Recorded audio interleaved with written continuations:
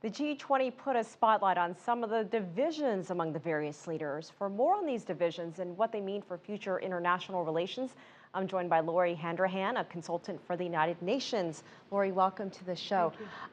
First of all, I'd like to get your general impressions on how you think the G20 went. Well, it didn't go very well for President Obama. I mean, yet again, I think it's almost surreal what we're seeing, his foreign policy on Syria almost imploding. I mean, it's like watching a presidency sort of implode in slow motion. I think he managed to confuse our allies. He managed to confuse a lot of people. And Putin came out looking very well. And if you compare it to the G20 last year in Mexico, it's sort of a redux. I mean, the headlines from last year, the G20, all of the headlines were saying that President Obama failed to secure Putin's support on Syria. And what we want to know is, why is Putin controlling U.S. foreign policy?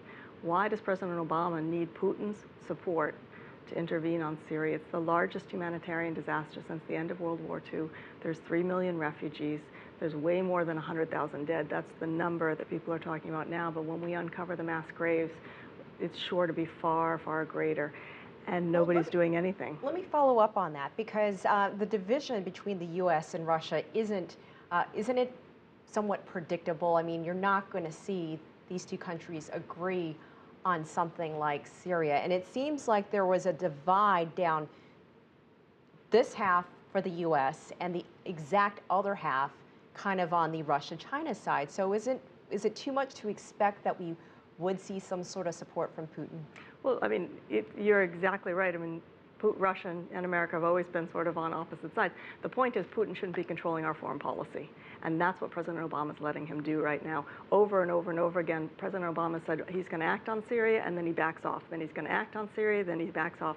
He set a brand new foreign policy for America last year, where he said, for the first time in history, our foreign policy would be preventing mass atrocities as part of our national security and our moral authority in the world. And he's failed to do anything. It's just not the gas attack recently that's happened in Damascus. This is a regime that has been bombing its own civilian population 115 times per month. They have been dropping missiles on their own civilian population up to 150 times per month for over 2 years. I mean, the atrocities that are going on in Syria are so horrific. They are making Bosnia and Rwanda look like nothing, and nobody's doing anything. And I think that's the real shame.